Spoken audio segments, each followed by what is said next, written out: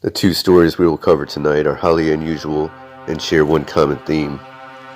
In each case, a woman is savagely attacked and murdered by a man who claims to have been in a fugue or unconscious state. The man does not claim to have been insane, nor does he claim to have been under the influence of drugs or alcohol at the time of the killings. He would claim to have been sleepwalking at the time of the vicious attacks and has no recollection of committing the awful acts. This would be a tough pill to swallow by many.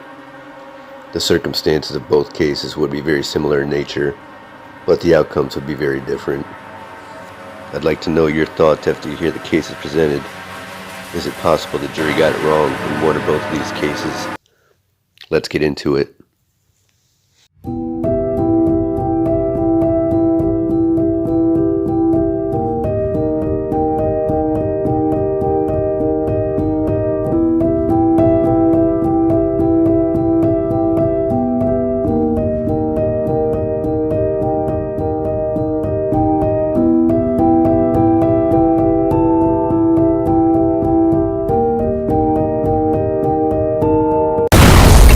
On Saturday, May 23rd, 1987, it seemed like your typical spring day.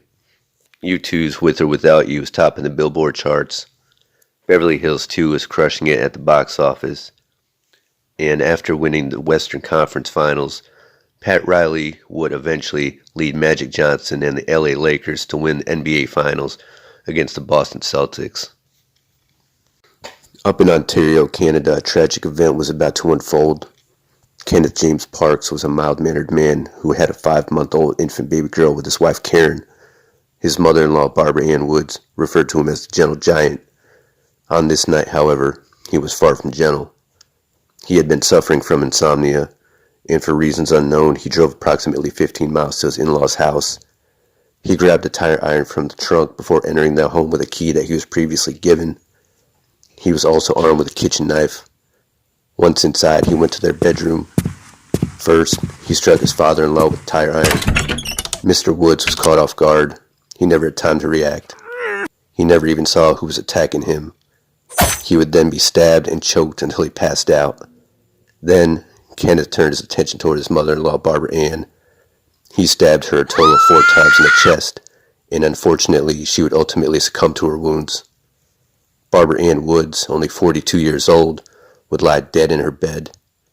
Dennis Woods, fortunately, would end up surviving. After he commits the violent acts, he travels to the closest police station.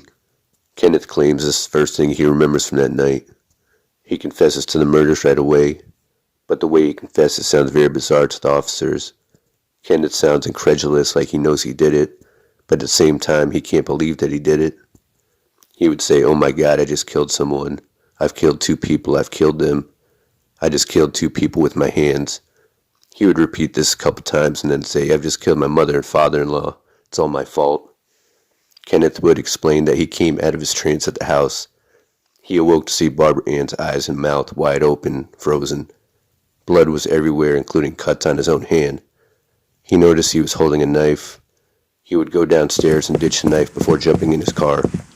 But he would claim that he has no memory of committing the murder. Before the murder, Kenneth was struggling. He was in debt up to his ears and he had a bad gambling problem, which is exactly the reason he had so much debt. He had hoped to turn his luck around and made a huge bet at the racetrack because he wanted to be able to pay off all his debts. Then he'd be able to rest easy and with that bit of stress that was weighing on him. It did not go according to plan, and he ended up losing big. He was in really deep.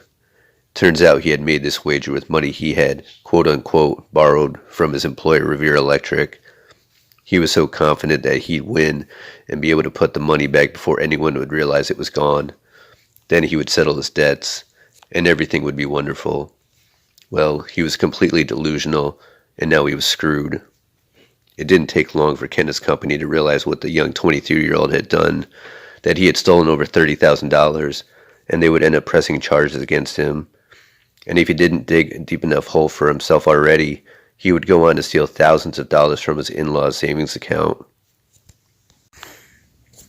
Kenneth would be charged with first-degree murder of Barbara Ann Woods and attempted murder of Dennis Woods. He would stick to his story that he did not remember committing the murders that night.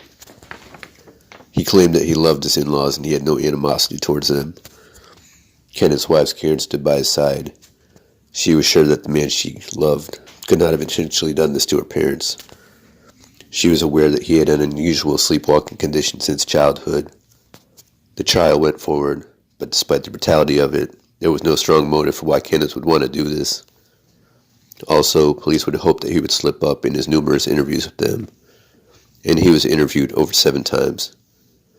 They hoped he would get caught in a lie, or say too much, or omit crucial evidence that an innocent person would not. Police have many tricks up their sleeves, but Kenneth's story never wavered. It was frustrating for the detectives because they had a hard time believing the sleepwalking defense. They found it hard to believe this guy could be unconscious, but able to drive with no incident for 15 miles to carry out a killing.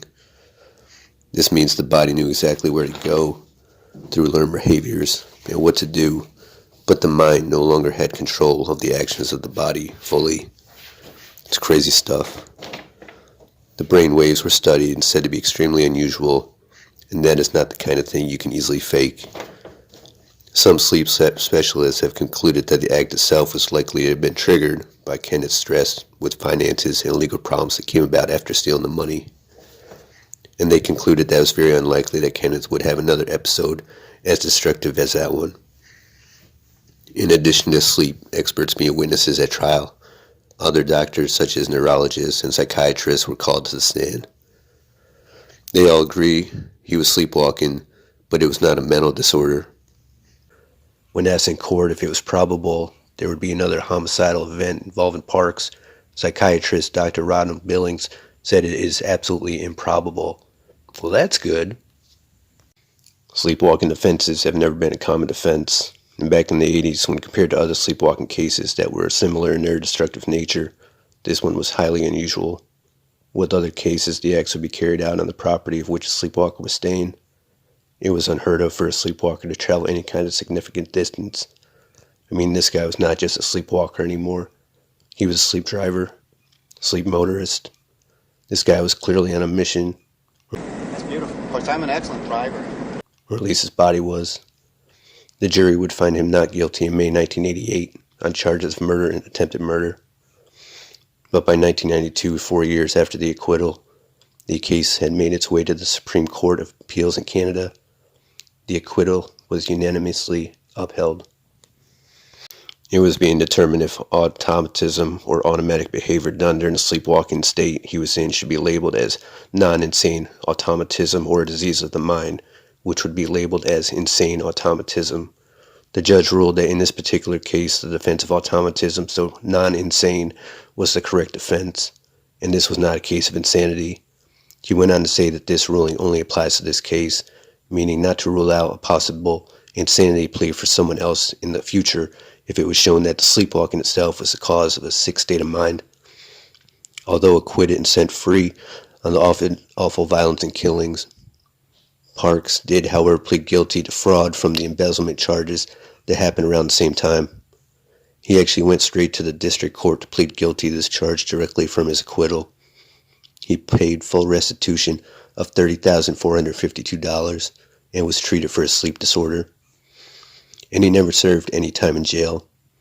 He received a 3-month suspended sentence, and he sold his home to pay the restitution, so he was able to avoid serving time.